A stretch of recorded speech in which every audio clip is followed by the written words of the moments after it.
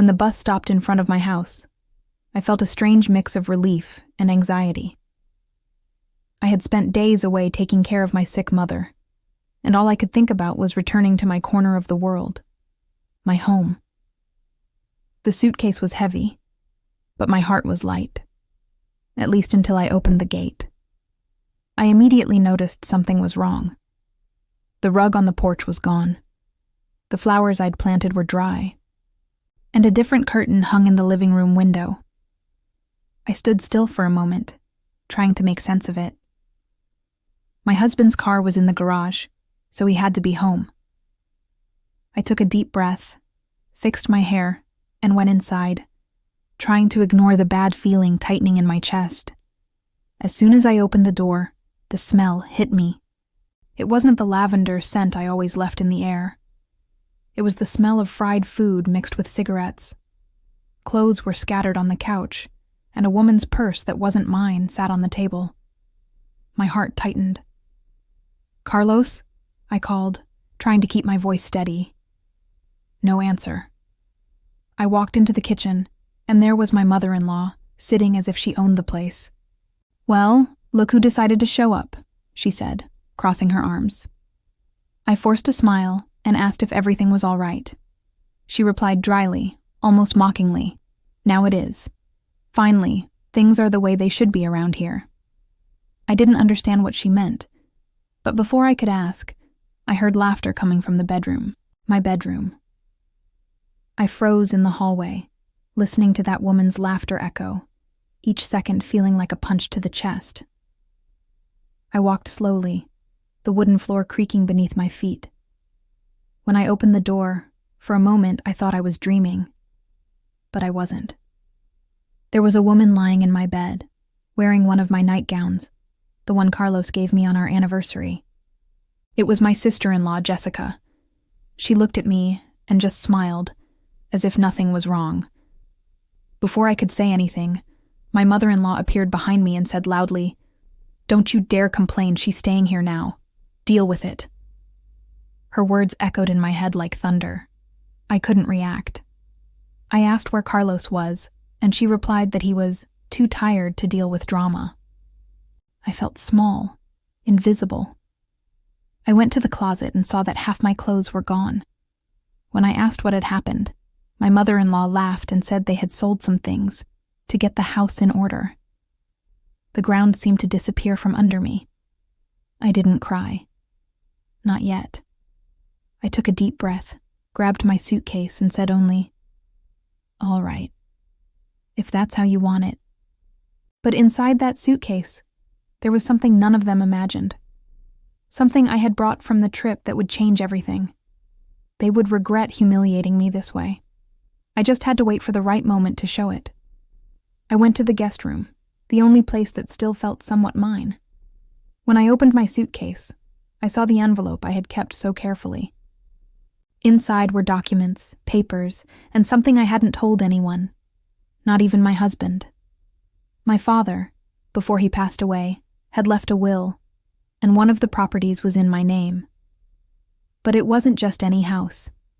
It was the family farm, a vast piece of land, a house, everything legally registered.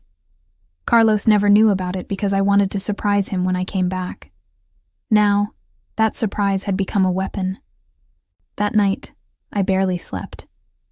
I heard footsteps, whispers, even the sound of my sister-in-law rummaging through my drawers. But I let it go. I knew the next day would be different. At dawn, I got up, dressed simply, and made coffee as usual.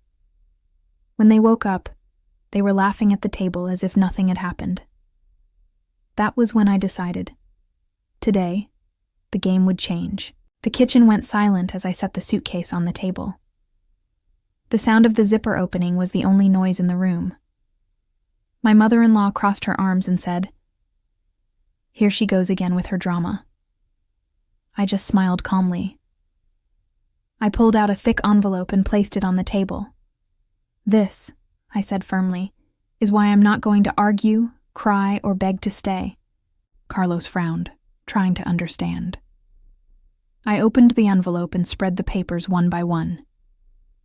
Here's the deed to my father's farm, registered in my name. The house, the land, the machinery, everything. For a few seconds, no one said a word. My mother-in-law's face turned pale, and Carlos looked like he wanted to disappear. "But why didn't you ever tell me?" he stammered. I looked straight at him. "Because I wanted to give you the news that we could start over somewhere of our own. Far from the fights, far from people who never accepted me. But it seems you all preferred to take everything from me before hearing me out." He lowered his head, and my sister-in-law jumped up. "This is fake! You're making this up!" she shouted. I took out my phone and showed her the lawyer's message with the property registration number. "If you don't believe me, call him." My mother-in-law was speechless. Her pride vanished in an instant. She muttered something about a misunderstanding. But I didn't let her. "No, Mrs. Lords, it wasn't a mistake. It was disrespect. You sold my things, humiliated me, and had the nerve to sleep in my bed. Now, the ones leaving this house are you." Carlos tried to interrupt, but I took a deep breath and spoke calmly. "I loved you, Carlos. Truly. But love doesn't survive where there's no respect." I placed the house keys on the table. "This house is yours. I have a new one now. One that carries my family's name, my father's love, and the new beginning you all denied me." They stood there, stunned, as I closed my suitcase and walked to the door. Before stepping out, I looked around one last time. The house felt smaller, darker, colder. "Keep what's left," I said.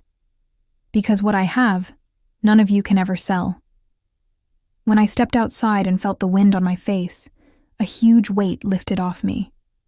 For the first time in a long while, I felt free. When I arrived at the farm, the wooden gate creaked as if welcoming me home. The smell of wet earth and the peaceful silence embraced me. In the days that followed, I began rebuilding my life. I woke up early, fixed up the garden, and brought warmth back into that house. A month later, I received a letter from Carlos.